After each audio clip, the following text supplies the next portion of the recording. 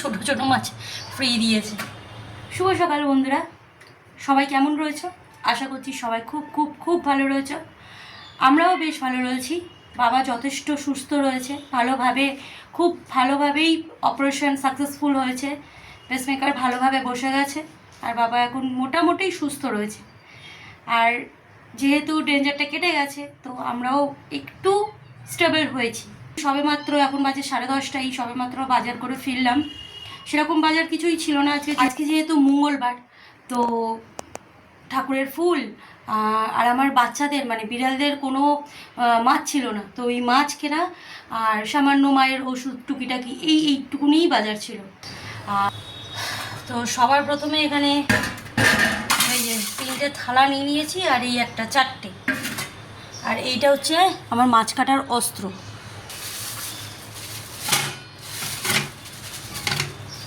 এই একটা 3 দিনের মাছ একেবারে তুলে নিয়েছি।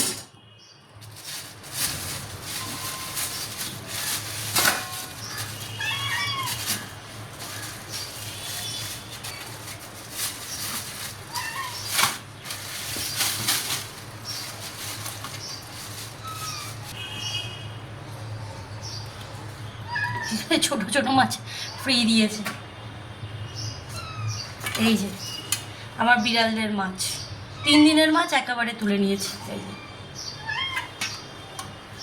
যেহেতু আরও 2 দিন মাছগুলোকে রাখতে হবে, তাই ভালো করে ধুয়ে আলাদা আলাদা পাত্রে রেখে দিলাম, যাতে কালকে কিংবা পরশু মাছটা বার করতে অসুবিধা না হয়। আর বার করলেই যে তাড়াতাড়ি করে ধুয়ে নিয়ে কেটে দিতে পারি আমার বাচ্চাদের, সেটা এইরকমভাবে আলাদা আলাদা করে থালায় রাখলে আমার খুব সুবিধা হয়। এত অত্যাচার করছে আমার বাচ্চারা যে তাড়াতাড়ি করে ফ্রিজে রেখে দিয়ে এসেই সঙ্গে সঙ্গে মাছগুলোকে ছোট ছোট করে কেটে ওদেরকে দিয়ে দিলাম। আমার বাচ্চারা এতটাই ভদ্র যে কাঁচা মাছ হোক কিংবা অন্য কোনো খাবার দাবার হোক, ওরা কিন্তু মুখ দেবে না। যতক্ষণ না আমি দেবো ততক্ষণ ও মুখ দেবে না। আমি বাবা দুজনেই যতক্ষণ না দেবো ওরা মুখ দেবে না। ভালো করে সুন্দরভাবে ছোট ছোট করে কেটে নিলাম যাতে ওদের খেতে অসুবিধা না হয়। একটা বাচ্চা বিড়াল আছে, ওর চেবাতে একটু প্রবলেম হয়, যার জন্য এই ছোট ছোট করে কেটে দেওয়া। আর এরকমভাবে কেটে দিলে ওদের খেতে খুব সুবিধা হয়। আর যেই দেখো কলটা খুলছি অমনি পালাচ্ছে, ভেবেছে গায়ে জল দিয়ে দেবো। অনেকে বারবার ধরে বলছে আমাকে এদেরকে ছেড়ে দিয়ে আসতে, কিন্তু এরা আছে বলেই আমি একটা বাঁচার আশা পাই। এদেরকে ছাড়া যে আমি কি করব আমি জানি না। যাক, ছাড়বো তো না। আর এদের দেখো এত খিদে পেয়ে গেছে যে আমাকে পুরো পাগল করে দিচ্ছে। এমনি মাছের গন্ধে ওরা থাকতে পারছে না, যে বলছে মা তাড়াতাড়ি দাও।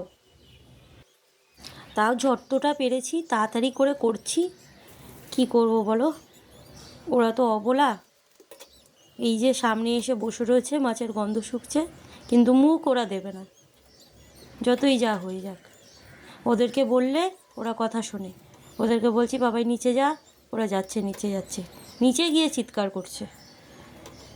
আর যত তাড়াতাড়ি সম্ভব হচ্ছে আমি কাটছি, কেটে ওদেরকে দিয়ে দিচ্ছি। একটু ভয়ও করছে কারণ এখানে গ্যাসের পাইপটা রয়েছে, যদিও বা ওরা টাচ করে না। খুব দেখে শুনে ওরা গত 1 বছর ধরে এরকমভাবেই চলছে, কিছু হয়নি ভগবানের কৃপায়। কিন্তু তাও এটা একটা কিছু করতে হবে, কি করব বুঝতে পারছি না। এমনি ছোট ফ্ল্যাট, তার উপর জায়গার এত অসুবিধা, তাও একটু অ্যাডজাস্ট করে তো করতে হচ্ছে।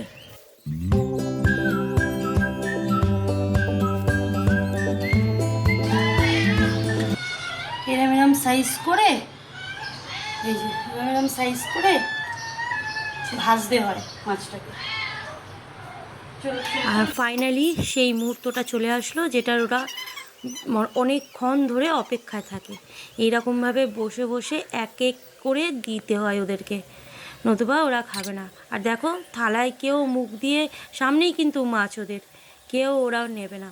ওরা এতটাই আমি কিন্তু ট্রেনিং দিইনি, ওরা এরকমই হয়ে গেছে জানো তো। একদিকে ভালো হয়েছে।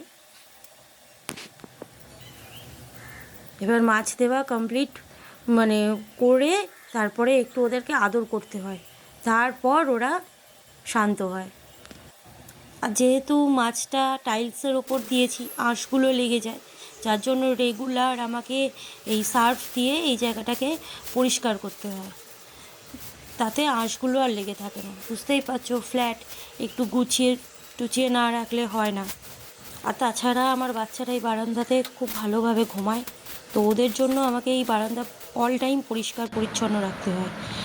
যাই হোক, সমস্ত কাজ করে তাড়াতাড়ি রান্না করে নিয়েছিলাম। আজকের দুপুরের লাঞ্চ মেনুতে রয়েছে গরম গরম ধোয়া ওঠা ভাত, এর সাথে রয়েছে